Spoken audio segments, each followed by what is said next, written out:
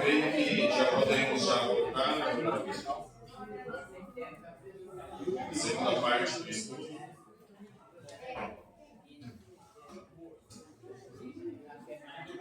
Já tivemos já um tempinho de intervalo.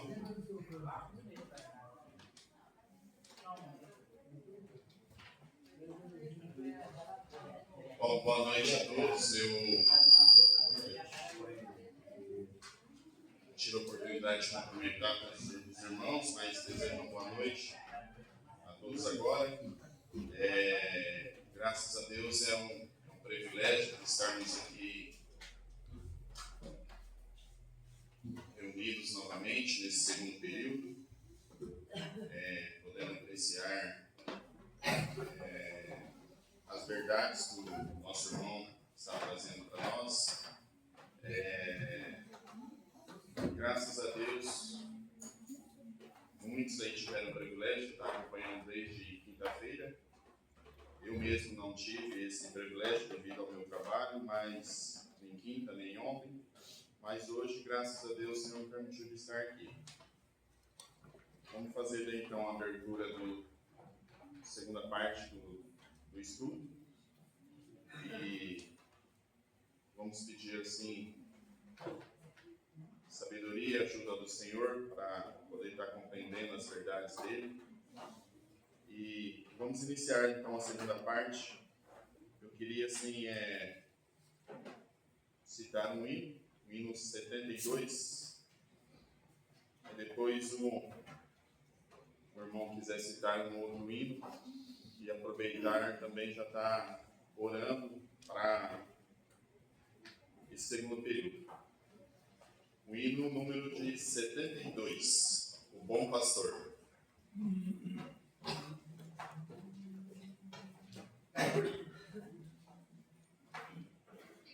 Escutei quando como foi que meu Senhor ganhou seu rico nome de Jesus, o Bom Pastor. Foi sobre a cruz sangrenta que ele muito bem o sei, cedeu a própria vida por amor da sua grei. Amor da sua grei, cedeu a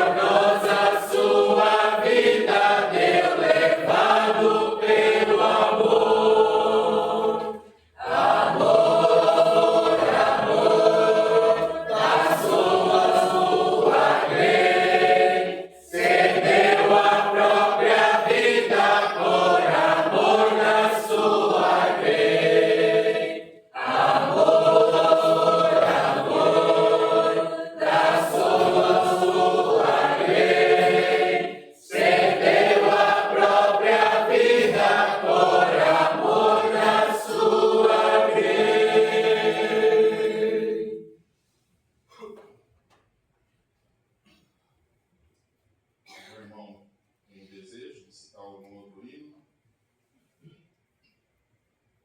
O hino 34, o título é Liberdade. Número 34.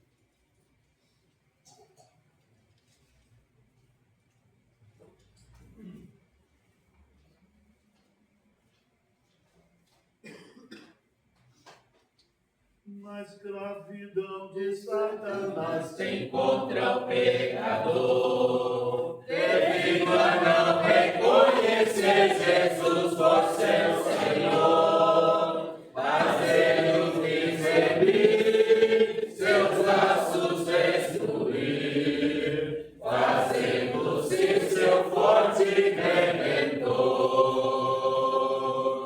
Os servos do pecado libertou, libertou. Os servos do pecado libertou, libertou. Folgamos em cantar, não há quem recear, pois Cristo para sempre nos livrou. A nossa justificação foi feita por Jesus. A redenção efetuou sofrendo sobre a cruz. Se Ele tudo fez, justiça satisfez, e salvos para a glória nos conduz. Os servos do pecado libertou, libertou. Os servos do pecado libertou, libertou. Folgamos em cantar, não há quem recear, pois Cristo para sempre nos livrou. A presença de seu Pai no céu, Jesus agora está. O cetro de real poder em breve empunhará. Outrora padeceu, mas Ele que morreu, Senhor do mundo inteiro reinará. Os servos do pecado libertou, libertou. Os servos do pecado libertou, libertou. Folgamos em cantar, não há quem recear, pois Cristo para sempre nos livrou. Irmão que quiser ficar à vontade para estar fazendo uma oração, aí depois vamos estar ouvindo o nosso irmão Leidinei, que foi o segundo período dos estudos.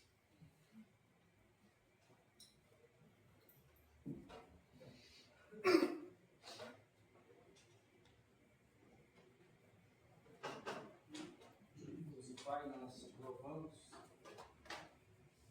pela oportunidade que o Senhor está concedendo a todos nós de podermos estar aqui nesta noite para juntos, em comunhão uns com os outros, aprendermos mais da Tua Palavra, sermos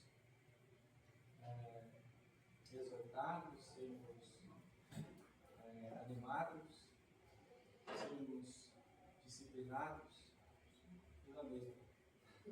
E também damos-te graças pelos irmãos que estão já desde quinta-feira reunidos com este intento. Damos-te graças também pelo irmão Ednei, que atendeu o convite dos irmãos e está aqui colaborando com este trabalho. Também nós agradecemos por aquilo aqueles que estiveram deixando as suas cidades, suas casas e chegando até aqui. Vamos te graças por isso. Nós queremos pedir a tua graça sobre todos aqui. Sabemos que há irmãos aqui que estão precisando da ajuda física, da cura, da recuperação. O Senhor esteja olhando por cada um. Senhor, deixamos na tua presença o irmão que vai continuar os estudos agora, e ele fale pelo teu Santo Espírito, que nós possamos estar sendo edificados nesse momento. Amém. Oramos no nome do Senhor Jesus. Amém. Amém. Amém.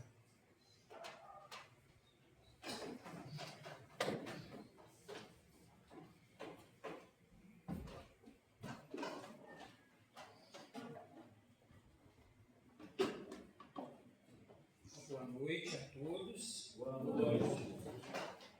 Vamos para esse último período desse dia, com a graça, com a ajuda de Deus. Nós vamos ler mais uma vez o livro de Juízes, no capítulo 4.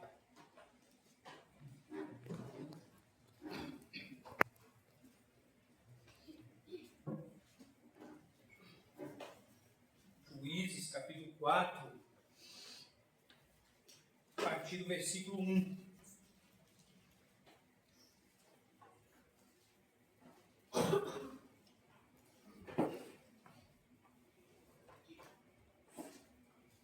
Os filhos de Israel tornaram a fazer o que era mal perante o Senhor. Depois de falecer Eude, entregou-os o Senhor nas mãos de Jabim, rei de Canaã, que reinava em Azor. Císera era o comandante do seu exército, o qual então habitava em Arosete-Agoim. Clamaram os filhos de Israel ao Senhor, porquanto Jabim tinha 900 carros de ferro, e por 20 anos oprimia duramente os filhos de Israel. Débora, profetisa, mulher de Lapidote, julgava a Israel naquele tempo. Ela atendia debaixo da palmeira de Débora, entre Ramá e Betel, na região montanhosa de Efraim, e os filhos de Israel subiam a ela a juízo. Mandou ela chamar a Baraque, filho de Abnoão, de Quedes, de Naphtali, e disse-lhe: porventura, o Senhor, Deus de Israel, não deu ordem, dizendo: vai e leva gente ao monte Tabor, e toma contigo 10.000 homens dos filhos de Naphtali e dos filhos de Zebulon? E farei ir a ti para o ribeiro Quizon, a Císera, comandante do exército de Jabim, com seus carros e as suas tropas, e o darei nas tuas mãos. Então lhe disse Baraque: se fores comigo, irei, porém se não fores comigo, não irei. Vamos ficar com a leitura da palavra de Deus até aqui. Consideramos na primeira parte quem era o opressor.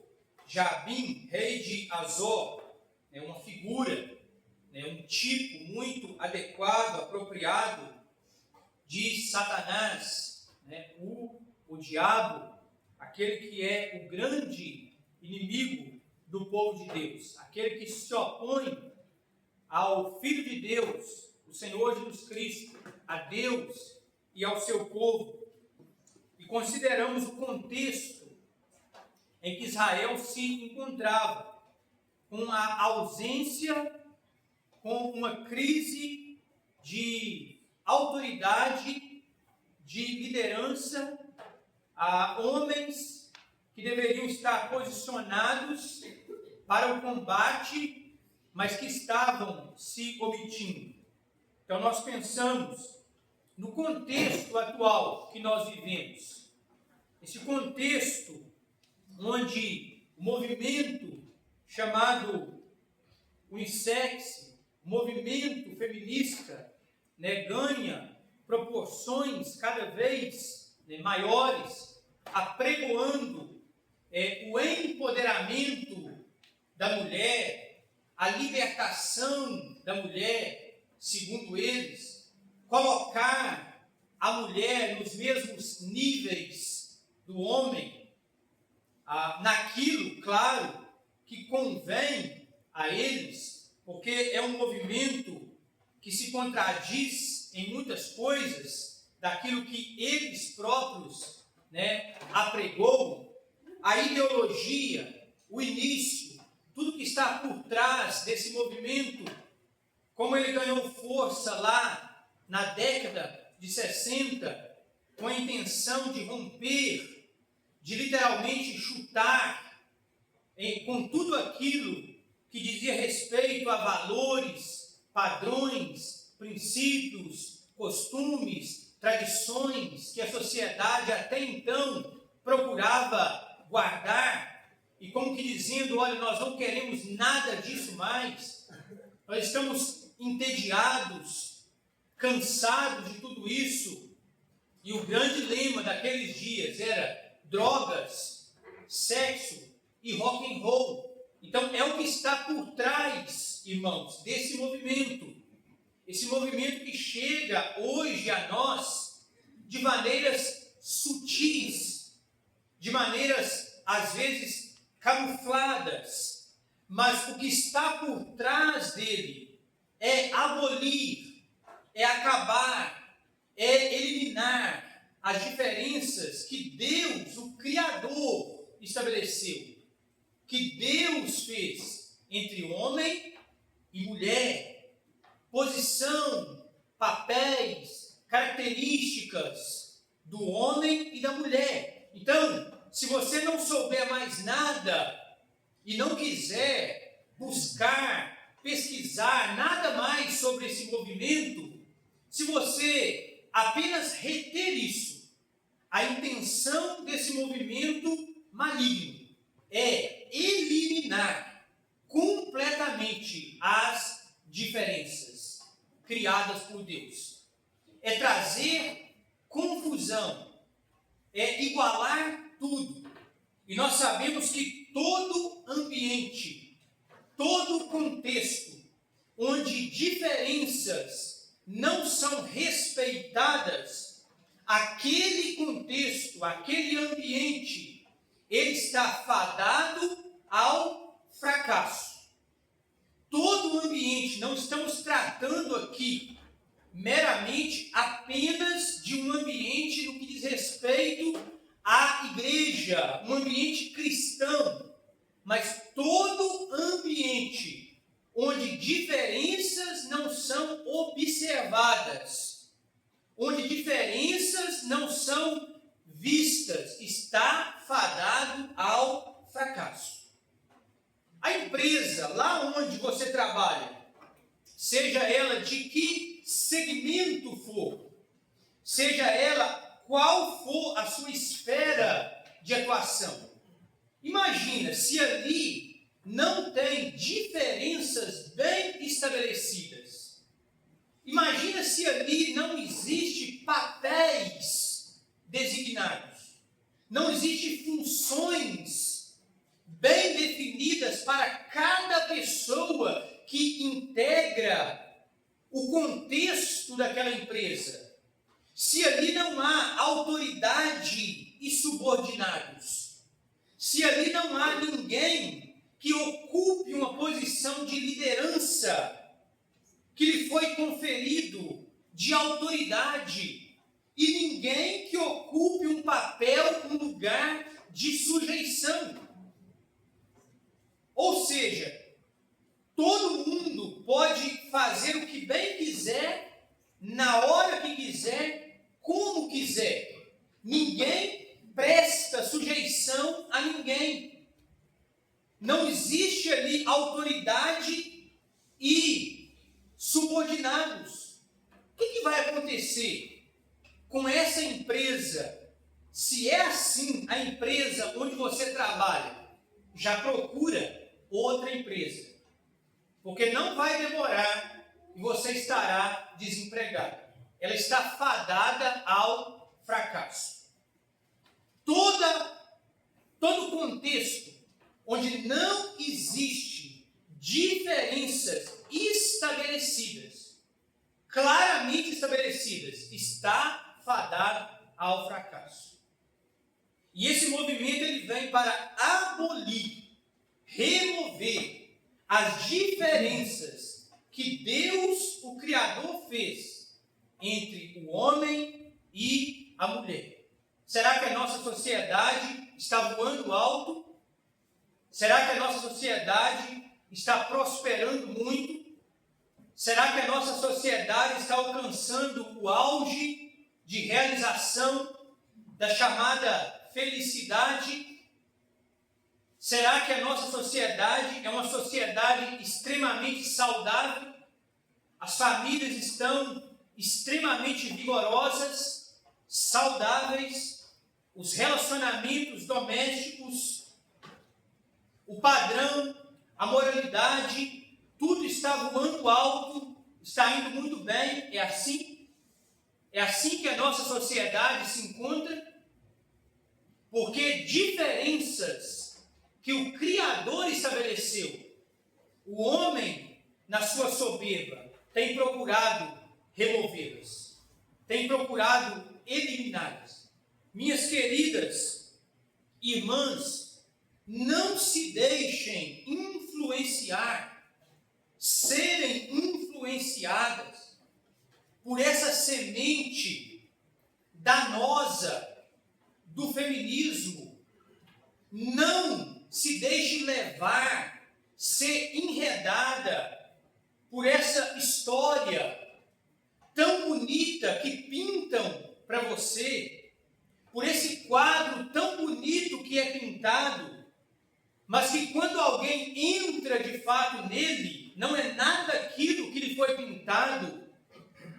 Não se deixe levar por essas ideologias de um movimento contrário a Deus, contrário à sua palavra, de um movimento que surgiu em plena rebelião a Deus e os seus valores, de um movimento que prega claramente, categoricamente, com todas as letras, a destruição da família, como eles dizem, no seu modelo tradicional, de um movimento que prega, de um movimento que detesta, que abomina a família no seu modelo estabelecido por Deus, formada por um homem e uma mulher, com os seus filhos, de um movimento que tem filhos como um peso, de um movimento que tem filhos como um retrocesso, de um movimento que tem filhos como algo danoso. Se você acha que é muito bonito a mensagem do feminismo, ela vai culminar nesse ponto. O alvo, a sua intenção é essa. Então, minhas queridas irmãs, não se deixem influenciar pelo espírito dessa época. Deus lhes conferiu um lugar especial. Deus lhes conferiu um papel, um chamado, uma posição, uma missão que só vocês podem cumprir.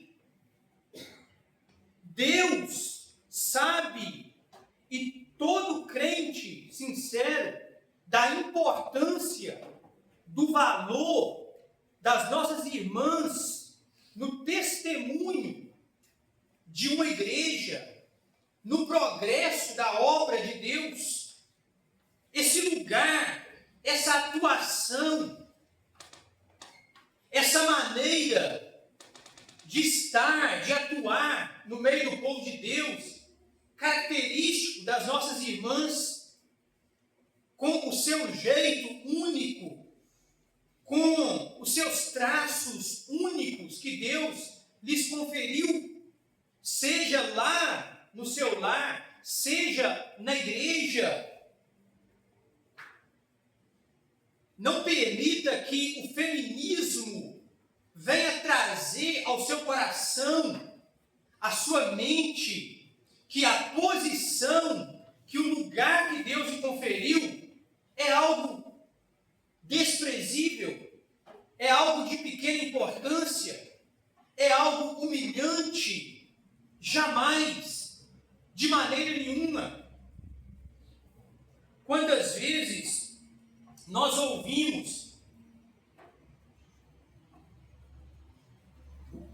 porque o espírito desse século, as tendências do mundo, da Mesopotâmia, como nós consideramos aqui, já penetrou no meio do povo de Deus, sorrateiramente, foi entrando, e parece que agora o normal é aquilo que a Mesopotâmia pratica, é aquilo que ela dita. E quantas vezes as nossas irmãs, elas são tentadas a pensar que o lugar que elas ocupam é pouco demais, é desprezível demais, é humilhante demais. Quantas vezes uma mulher, para se dedicar à missão que Deus lhe chamou, e não tendo a necessidade de sair para o campo de combate, de batalha, que cabe ao seu esposo, que cabe ao seu marido, e resolvendo permanecer na esfera que Deus lhe chamou, alguém lhe diz: você trabalha? Ah, você não tem nenhum trabalho, né? Mas como assim? Ocupar o lar? Permear todo o lar? Estar envolvido com o cuidado dos filhos? Com o cuidado do seu esposo? Preparar um lar idôneo, com as devidas condições, com as tarefas múltiplas. Na verdade, tudo que uma mulher assim não deixa de fazer é trabalhar. Trabalho o tempo inteiro. Trabalho árduo. Ela tem a sua responsabilidade. Almas, talvez 2, talvez 3, talvez 4, que Deus lhes conferiu.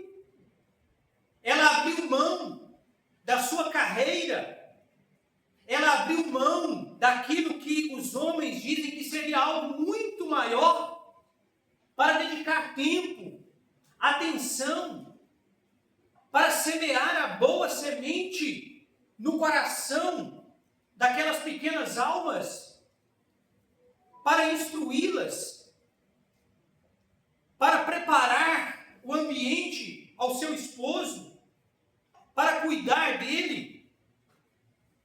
Que tarefa mais preciosa, que tarefa mais valiosa que essa, meus amados irmãos, de uma mãe encaminhar os seus filhos e vê-los salvos, de uma mãe que se colocou em posição de sujeição ao seu marido e que agora, depois de anos, está vendo um filho ocupar, assumir uma posição, um posto de liderança entre o povo de Deus.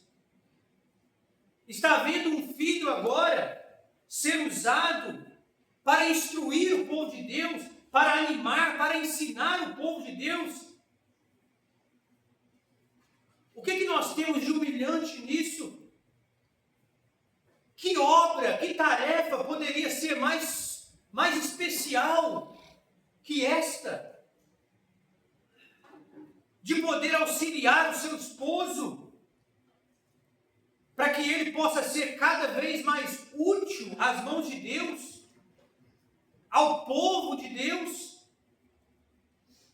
E como alguém já disse, atrás de um grande homem, mas ao lado de um grande homem, se existe algum homem grande, um servo de Deus que está sendo útil, mas que não seria, não fosse a sua esposa ao seu lado. Que tarefa mais especial que essa pode ser atribuído, minhas irmãs, a vocês, com o seu testemunho na igreja de Deus, com o seu testemunho na vizinhança, com a sua maneira diferente de ser e de viver, mantendo, preservando os seus traços que Deus lhes conferiu. Que tarefa mais especial poderia ser que esta? Mas o mundo tem entrado entre nós e tem feito daquilo que Deus confere nobreza, tem nos feito pensar que é algo humilhante, de maneira que nós já não pensamos, irmãos, nós já não pensamos mais, nós, pais, que temos filhas, que temos moças, nós não pensamos mais em preparar filhas para essa finalidade, nós já não cogitamos mais isso, porque a Mesopotâmia disse para nós que é vergonhoso, que é humilhante, que é uma vida perdida. Como é que pode uma moça no auge da sua capacidade, da sua inteligência, dedicar uma vida ao lar, dedicar uma vida a criar filhos, a ensiná-los, a conduzi-los, dedicar uma vida a cuidar do seu esposo, a dar suporte, a estar com ele? Que desperdício! Poderia estar formando-se nos melhores cursos, fazendo a maior graduação. E se alguém faz, irmãos, não há problema quanto a isso, não há nenhum mal.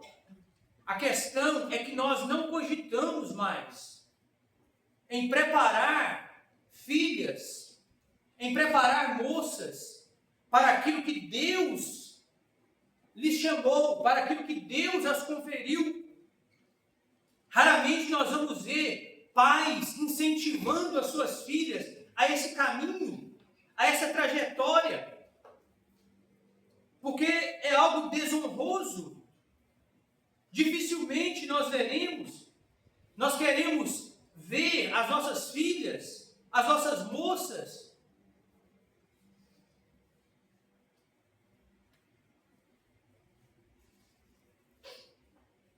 nos postos mais altos,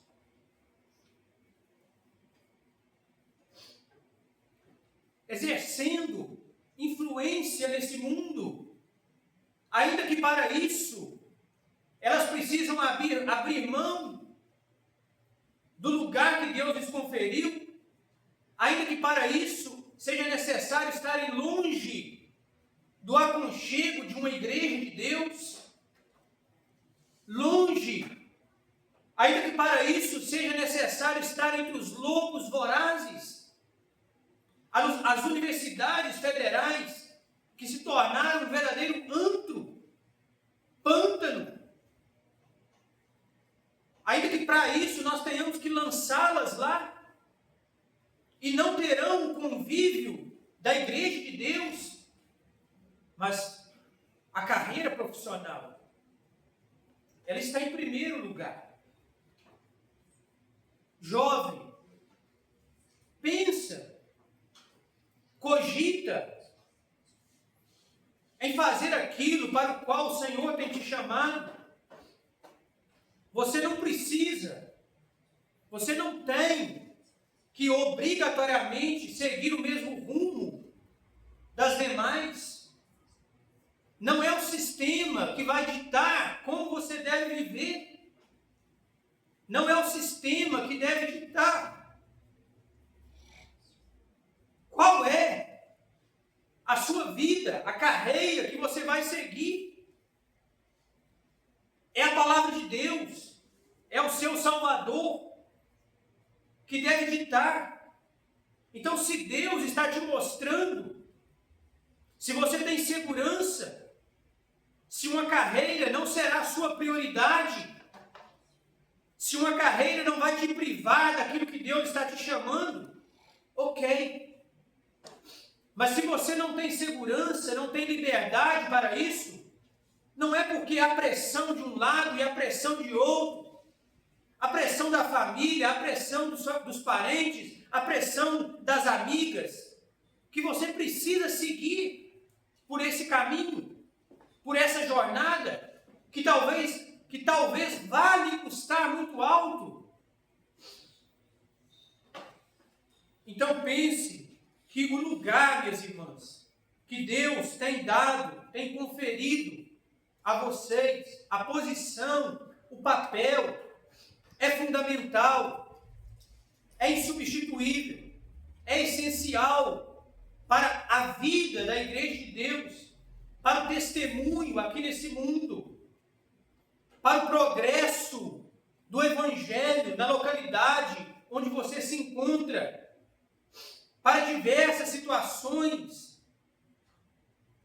que só as nossas irmãs poderão atuar ali, e que isso é algo honroso, nobre, que isso é especial, e o que vale é a aprovação divina, é você ouvir bem-estar, servo bom e fiel, é ser conduzido por aquilo que Deus diz, por aquilo que Deus pensa, e não por aquilo que o sistema diz, não por aquilo que as redes sociais diz que nós temos que fazer. Que Deus possa ajudá-las diante desse cenário tão difícil, de tantas pressões, de tantos ataques, desse cenário onde as nossas irmãs têm sido tão atacadas, que Deus possa ajudá-las no que diz respeito a isso. Jovem, você está pensando, jovem, moça, salva, você está pensando no casamento? Você está cogitando o casamento? Então você precisa saber o papel que você deve exercer. Você está disposta a estar sujeita ao seu marido, a acompanhá-lo, a ser uma ajudadora? Você está disposta a se enquadrar dentro da realidade que ele pode lhe oferecer? Você está disposta realmente a seguir e ocupar o posto que Deus lhe deu? Jovem, rapaz, você está pensando no casamento? Você está em algum compromisso? Você está disposto a ocupar o seu lugar, a sua posição como liderança no seu lar, autoridade, não autoritarismo, lembra disso? Você está disposto a ser o provedor, não apenas o provedor no que diz respeito aos alimentos, mas o provedor de exemplo para a sua esposa, o provedor de ânimo, o provedor de encorajamento, o provedor de motivação para ela? Você está disposto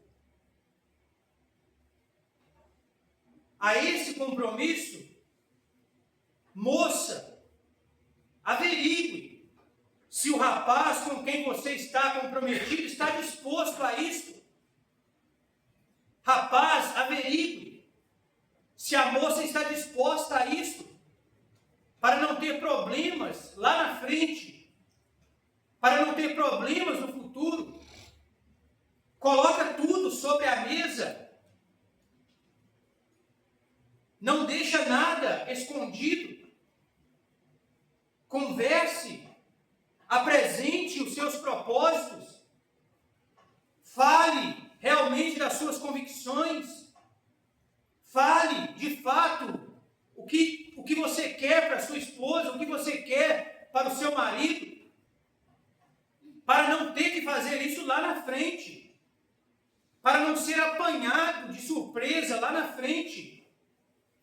Que Deus possa ajudar-nos, que Deus possa conduzi-los nessa jornada. Então, minhas irmãs, esse lugar que o Senhor lhes tem conferido, que é tão atacado na nossa sociedade, nesse sistema, que Deus valoriza, que Deus aprecia tanto. Débora, o seu nome quer dizer abelha, é o significado. Abelha sugere para nós doçura. O movimento feminista tem feito tantas mulheres perderem a sua doçura, tem masculinizado tantas mulheres. Essa doçura que só elas possuem, que lhes é característico, doçura. Mas uma abelha também nos apresenta tantas outras coisas. Não é apenas doçura. Uma abelha nos fala de diligência. Como elas são diligentes. Como elas são organizadas. Como elas são eficientes. Como elas trabalham em conjunto. Minhas irmãs, que Deus siga concedendo a vocês a doçura, característico das nossas queridas irmãs, atuando juntamente com sabedoria, com diligência, com eficácia, com firmeza. Essa era Débora. Essa foi Débora. Que Deus lhes ajude, minhas irmãs. Nós temos aqui Baraque. Baraque, o seu nome quer dizer raio ou relâmpago. Se o significado do nome de Débora corresponde exatamente ao que ela era, com Baraque é totalmente distinto. Baraque, raio, relâmpago. Mas um homem tão lento, tão tardio, tão vagaroso, não há nada de raio, não há nada de relâmpago nas suas ações, na sua postura, no seu comportamento. Débora vai dizer a Baraque, vai mandar chamá-lo e dizer a ele: olha, o Deus de Israel não deu ordem, dizendo: vai, leva gente contigo ao Monte Tabor, toma 10.000 homens dos filhos de Naphtali, dos filhos de Zebulon. Deus deu essa ordem.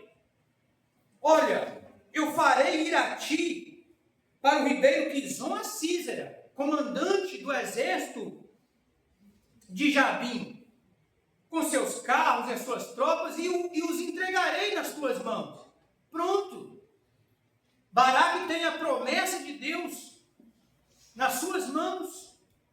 Baraque tem a promessa de Deus com ele. Eu vou entregar Jabim nas tuas mãos. Toma o povo, leva o povo contigo. E Baraque então ele diz: se fores comigo, eu irei. Porém, se não fores comigo, não irei. Vagaroso, lento, tardio, como que se omitindo daquilo que Deus lhe conferiu, e ele está jogando a responsabilidade para Débora, e ele está dizendo: se você for comigo, eu vou. Se você não for comigo, nada feito. eu não vou. Que liderança é essa? Que autoridade é essa? E Débora vai dizer, olha, certamente eu irei contigo. Débora não vai hesitar. E ela vai dizer, certamente eu irei contigo. Porém, não será tua a honra da investida que empreendes, pois as mãos de uma mulher o Senhor entregará a Sísera. E saiu Débora e se foi com Baraque para quê? Irmãos, é esse tempo que nós estamos vivendo. É esse tempo que igrejas de Deus estão sofrendo. Porque há essa crise de autoridade,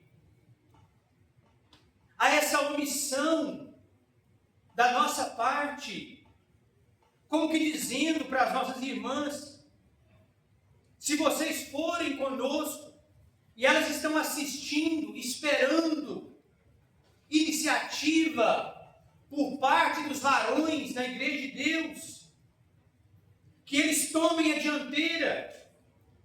Mulheres piedosas, mulheres santas de Deus, não querem ocupar postos de liderança. Mulheres piedosas querem ser lideradas.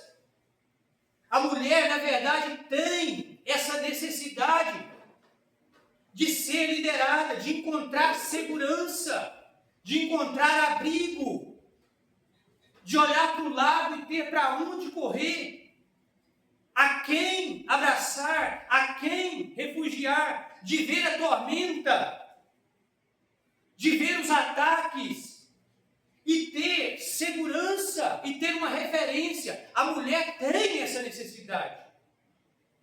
Se ela não tem, por que ela se casa? Porque ela sonha com isso. Não é dela. Ela não se sente segura liderando. Ela quer ter esse amparo, essa coluna ao seu lado, tanto no seu contexto familiar como na igreja. Por que ao final do dia, ao final de um dia, a mulher tem 1001 coisas para contar para o seu marido? Por quê? Por que ao final de um dia ela tem uma série de situações a contar? Coisas que para o marido, para o homem, têm alguma importância e coisas que não têm importância nenhuma. E é necessário pelo menos 1 hora, no mínimo 1 hora, no final de um dia para ouvi-las, para escutá-las. E elas vão contando os detalhes do dia.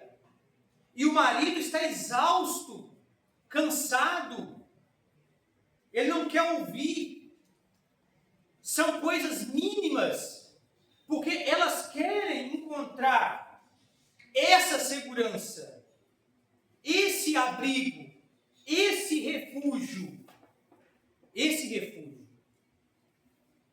Mas, quantas vezes os varões têm se omitido o seu lugar de liderança na igreja de Deus, nas igrejas de Deus? Meus irmãos, nós temos lugares, nós temos localidades em que varões incitam as nossas queridas irmãs a tomarem parte audível em uma reunião. Olha o movimento feminista dentro da igreja, onde os nossos irmãos incitam, cutucam as nossas irmãs para que elas falem no ajuntamento, para que elas abram as suas bocas, em outras palavras dizendo assim, olha, toma um bastão. Em outras palavras dizendo assim, Deus me chamou para isso, esse papel cabe a mim, esse lugar convém a mim, mas eu não quero, eu estou com medo, eu não quero desempenhá-lo. E passa o bastão da liderança pública. As irmãs incitam as irmãs a liderarem uma reunião, porque toda participação, meus irmãos, audível em uma reunião é uma forma de liderar. Toda participação audível em uma reunião é uma manifestação de liderança. Olha a crise de autoridade. Em algumas situações, alguém diz assim, olha, mas naquele formato de reunião, onde a mulher tomou parte audível, não tem problema, porque o homem conferiu, porque o homem transferiu para ela aquela responsabilidade. Mas espera aí, onde nós temos isso nas Escrituras? De um homem transferindo posição de autoridade para a mulher. De um homem transferindo posição de liderança para uma mulher. Então você consegue perceber como o que estava lá fora já entra para o meio da igreja, para o seio da igreja, famílias, onde nós, varões, estamos dizendo assim para as nossas irmãs, vai lá e resolve. Em situações problemáticas, delicadas, de perigo, e nós dizemos para elas, vai lá e resolve. Ou outra vez, olha, o que você fizer está feito. Do jeito que você fizer está bom. Olha o movimento feminista dentro das nossas famílias. Os homens deixando a posição de autoridade, passando as irmãs. Meus irmãos,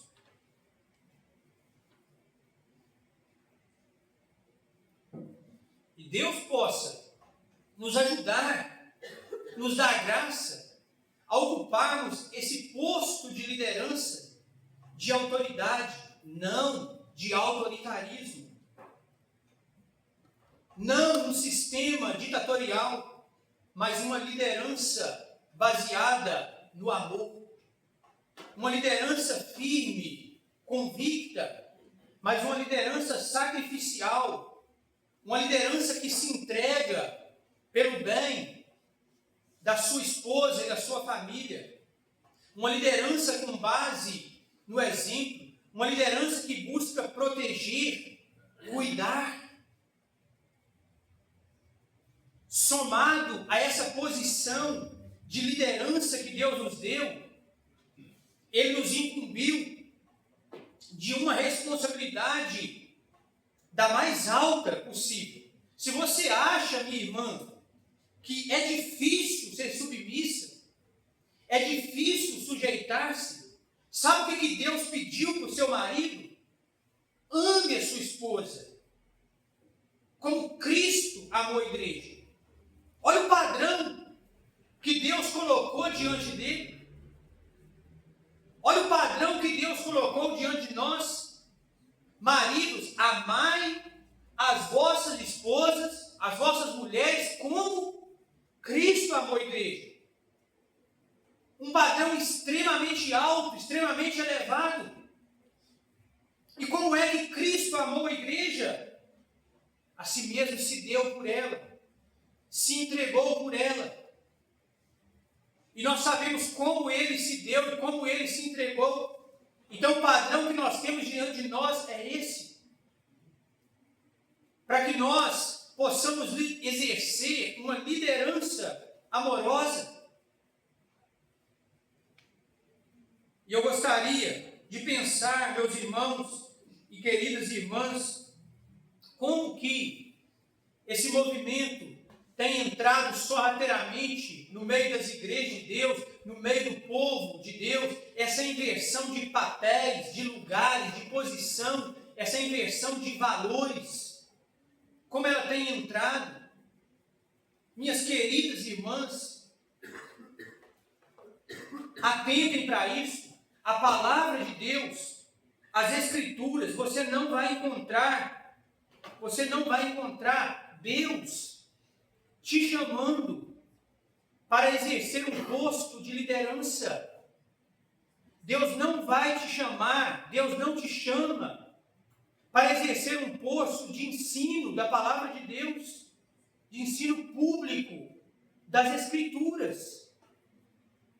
Deus não te chama para um posto, minha querida irmã, para que você alimente o rebanho de Deus. Isso não é tarefa que Deus incumbe às nossas queridas irmãs. Esses dons Deus repartiu com servos, com homens. E não é porque, minhas irmãs, não é por uma questão de inferioridade.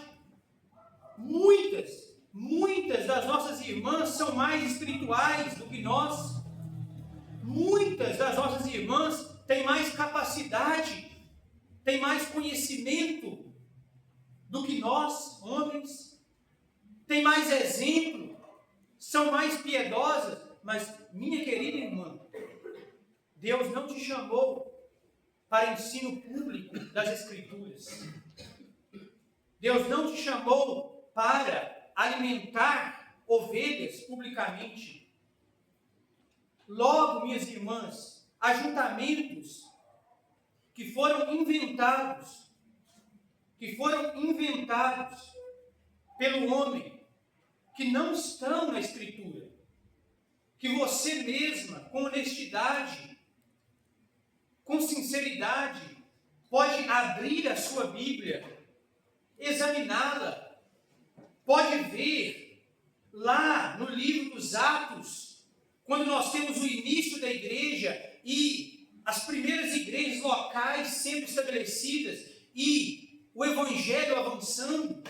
Você pode ler as epístolas, onde nós temos ali um padrão para as igrejas de Deus. Minhas irmãs, você não vai encontrar um ajuntamento de mulheres para ensino da Bíblia. Você não vai encontrar nas Escrituras uma reunião de mulheres para pregação, ensino, instrução pública da palavra de Deus. Não tem isso na Bíblia, minhas irmãs. Porque Deus não me chamou para isso. Lá no fundo, sabe o que é isso? Lá no fundo, lá no íntimo, é o feminismo entrando dentro da igreja, querendo conferir à mulher um lugar, uma posição que Deus não lhes deu, que Deus não lhes chamou, trazendo confusão para que a mulher ocupe uma posição, um lugar que Deus deu e que Deus estabeleceu aos homens. Você não vai encontrar isso, minha irmã. Permita-me, com todo o amor, dizer-lhe isso. Você não vai encontrar conferências femininas, onde você vai ter uma preletora, irmã, ensinando a Bíblia publicamente. Você não vai encontrar, minha irmã. Porque Deus não lhes incumbe para essa função. Deus não lhes chamou para essa função.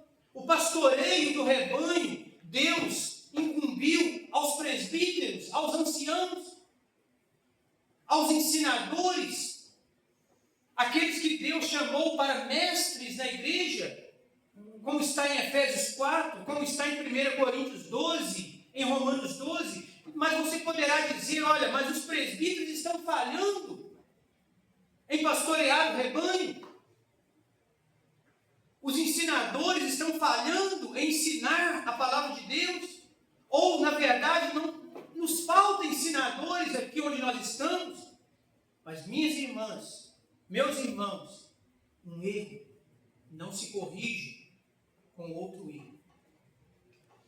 Um erro não é reparado com outro erro. Você não vai encontrar isso nas Escrituras. Isso que está se tornando tão comum, que está se alastrando, isso não é o padrão que Deus apresenta na sua palavra. Qual é a esfera de atuação das nossas queridas irmãs? Leia Tito, capítulo 3. Leia Tito, capítulo 3.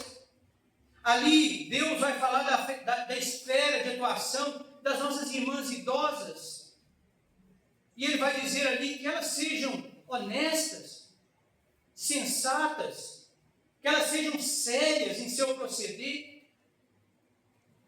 Em outras palavras, que as nossas irmãs sejam exemplares, sejam modelo, as nossas irmãs idosas.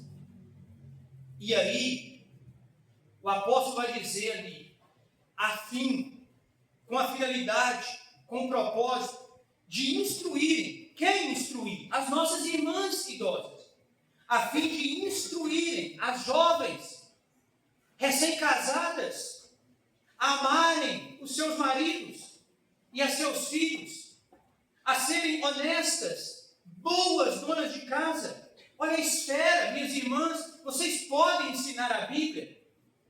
Vocês devem ensinar a Bíblia. Irmãs já idosas, maduras. Não é numa reunião de senhoras. Não é em uma conferência feminina. Isso se dá no convívio da igreja. Isso se dá no dia a dia da igreja.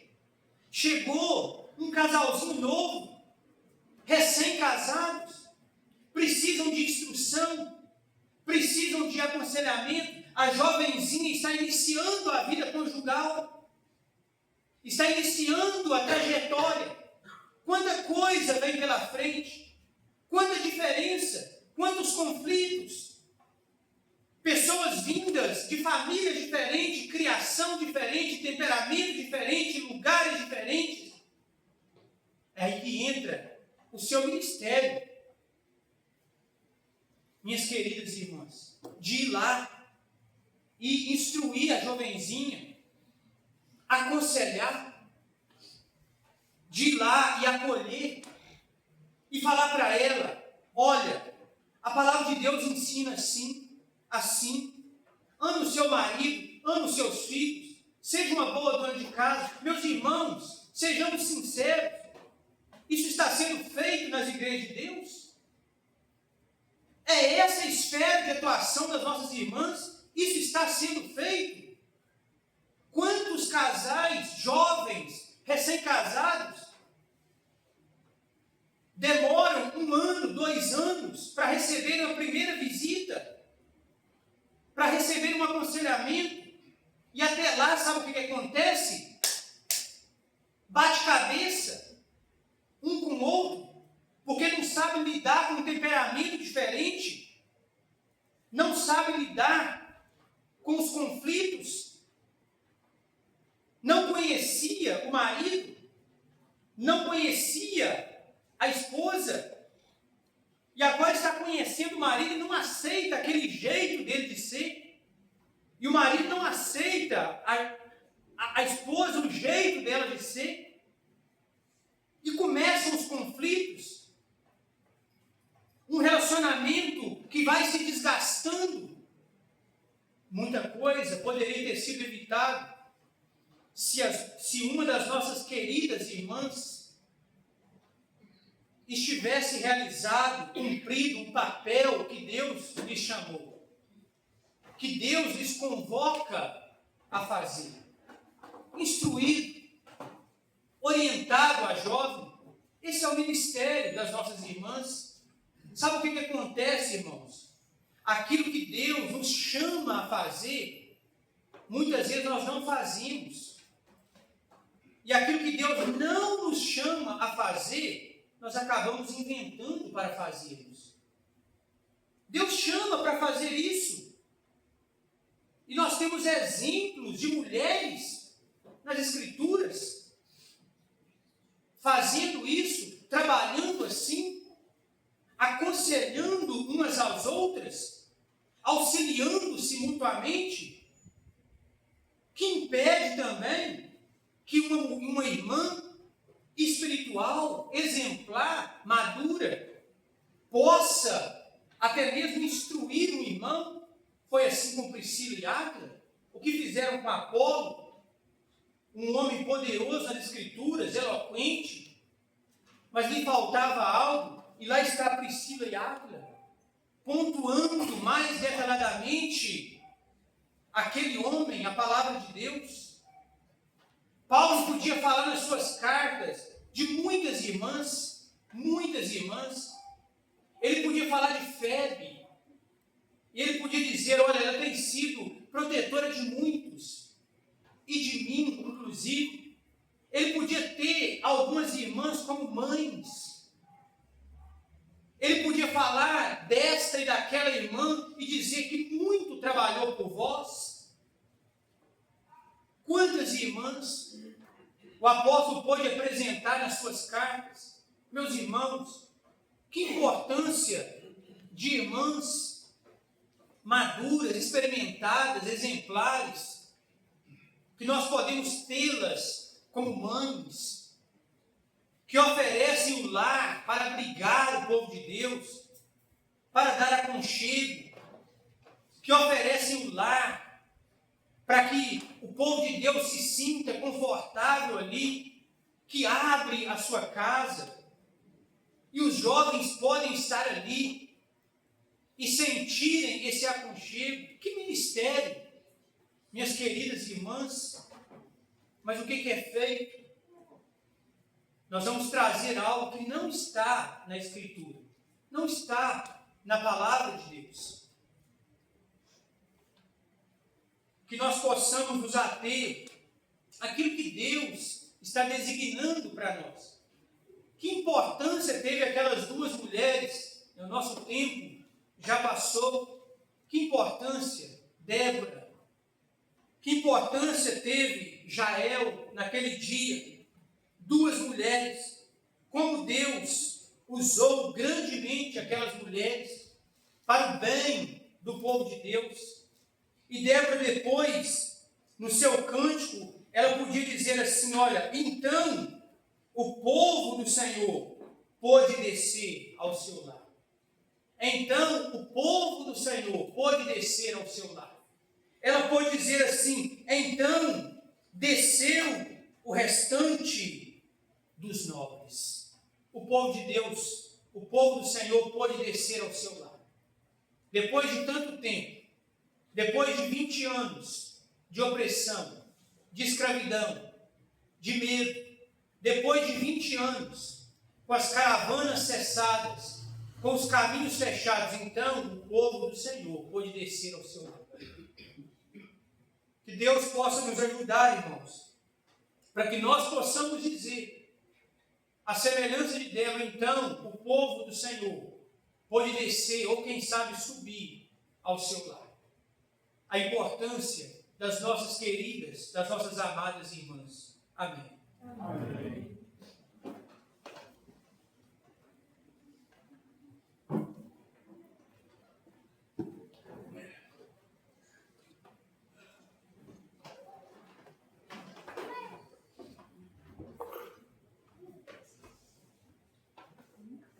Estamos já caminhando para o final desse segundo estudo. Louvamos e agradecemos a Deus, né, por esse tempo tão precioso de edificação das nossas almas, né. O irmão que quisesse dar um hino em toda a liberdade. 312. 312.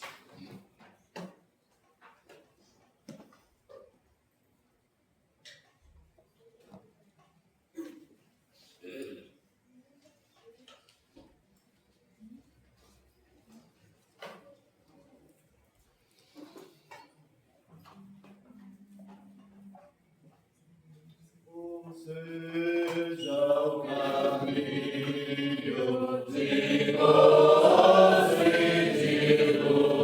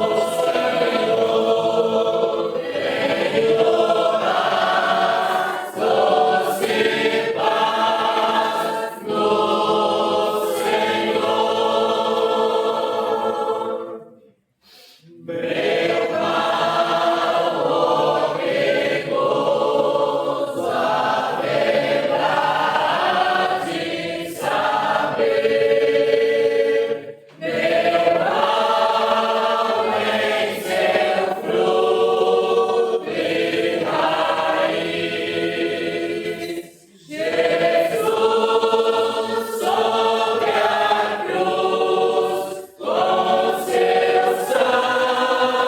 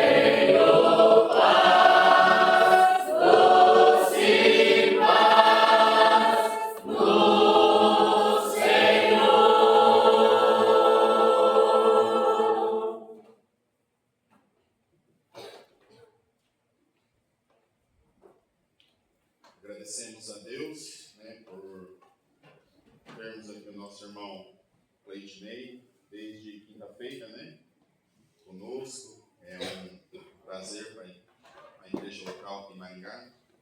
Agradecemos também os irmãos de outras localidades, de outras igrejas também, a presença de todos. A igreja de Maringá também fica muito contente de ter os irmãos aqui conosco, apreciando esse tempo tão maravilhoso que estamos tendo. E vou deixar alguns avisos do dia de amanhã. Amanhã, a partir das 7 horas, vamos ter o café. E depois, às 8, vamos ter a ceia do Senhor. Das 8 às 9.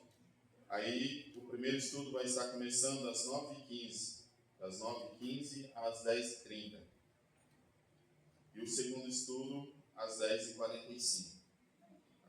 E o irmão que for estar orando agora, possa estar lembrando, vamos ter um jantar agora, depois desse estudo, no final desse estudo, possa estar lembrando e possa estar agradecendo, né, as refeições que foram feitas pelas irmãs.